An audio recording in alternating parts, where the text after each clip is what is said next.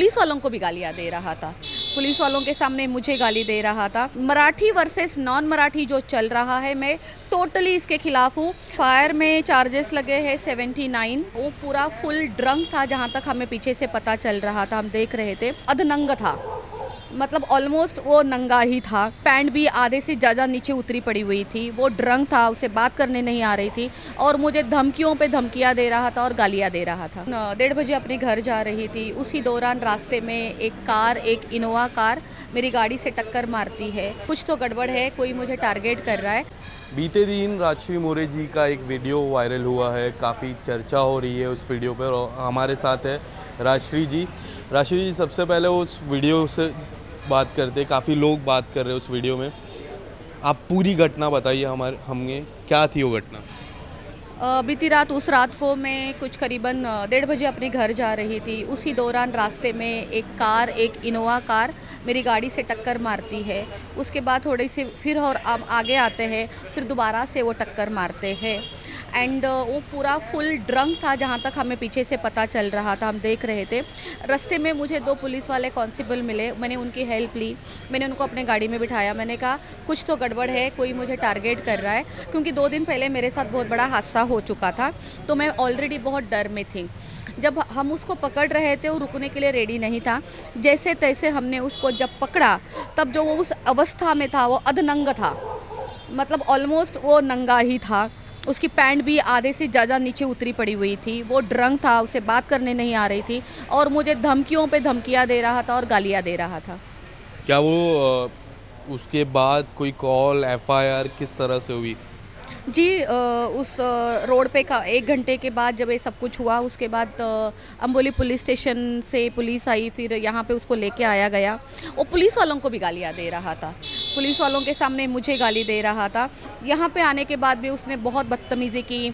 यहाँ पे जो स्टेशन हाउस पे टेबल होता है इनका, जहाँ पे कंप्लेंट ली जाती है, उसके ऊपर वो पैर रख रहा था और इनको भी बोल रहा था कि मेरा बाप अभी यहाँ पे आएगा, मेरा बाप बहुत बड़ा आदमी है और बहुत बड़े पॉलिटिकल पार्टी का आदमी है, उपाध्यक्ष है और तुम लोगों को सबको खरीदेगा।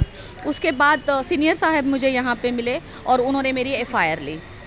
एफआईआर में क्या क्या है? एफआईआर अगर आप थोड़ा हमें पढ़ के बता सकते कि क्या क्या चार्जेस लगे उस पर, अगर आप हमारे कैमरा को बताओ। एफआईआर में चार्जेस लगे हैं 79, जो कि अभी कानून चेंज हुआ है पहले और अभी में, तो अभी के हिसाब से वो लगा है 79। दूसरा लगा है 281, तीसरा लगा है 125 और तीसरा लगा है 185। अब मुझे कानून की इतनी जानकारी नहीं है, तो मैं नहीं बता सकती कि पर्टिकुलर इसको किस लैंग्वेज में बोलना चाहिए।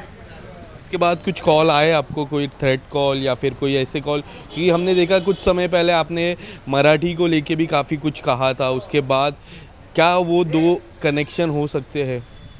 बिल्कुल कनेक्शन हो सकते हैं। और कल रात, हालांकि कल आफ्टरनून से मुझे थ्रेड्स कॉल आ रहे थे, बट मुझे नहीं पता था कि वो थ्रेड्स कॉल थे। कल रात को जब मैंने फ़ोन रिसीव किया, तब मुझे पता चला कि वो थ्रेड्स कॉल थे और मुझे बोला जा रहा है कि आप माननीय राज ठाकरे साहब के बारे में गलत बोल रही हो, वो हमारे दैवत्य है। तो मैंने भी बदले में यही बोला है कि माननीय राज साहिब ठाकरे का मैं सम्मान करती हूँ, मैं आदर करती हूँ, उनको लेके मेरे मन में बहुत आदर है, मैं उनके खिलाफ़ नहीं हूँ। बट हाँ, ये जो मुद्दा उठाया गया है लैंग्वेज का, भाषा का, मैं उसके खिलाफ़ हूँ। मराठी वर्सेस नॉन मराठी जो चल रहा है, मैं टोटली इसके खिलाफ़ हूँ। मैं नॉन मराठियों के साथ में हूँ। एक मैं महाराष्ट्रन लड़की हूँ। मैं नॉन मराठी के साथ इसलिए हूँ क्योंकि हम हिंदू देश में रहते हैं, हमारा हिंदुस्तान है, हमें जाना ही जाता है हिंदुस्तान से। हम मराठी है तो हम हिंदू है, ऐसा नहीं है। हम हिंदू है इसलिए हमारे हिंदुस्तान को जाना जाता है। एक ये नया नाटक चालू हो गया है भाषा का, और इस वजह से ही मुझे टारगेट किया जा रहा है, क्योंकि मैं उनके साथ खड़ी हूँ।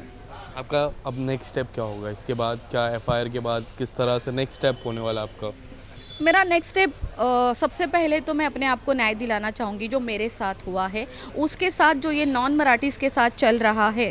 तो मैं जैसे कि मैंने पहले भी फडणवीस सर से, माननीय फडणवीस सर को मैंने अपील की है, मैंने उनको विनती की है कि सर आप इसके बारे में बात करिए और हमें कोर्ट से ऑर्डर दिलाइए कि ये जो भाषा के ऊपर चर्चा और भाषा के ऊपर राजनीति होती है, इसको प्लीज़ बंद करवाइए। बहुत बहुत धन्यवाद, थैंक यू सो मच।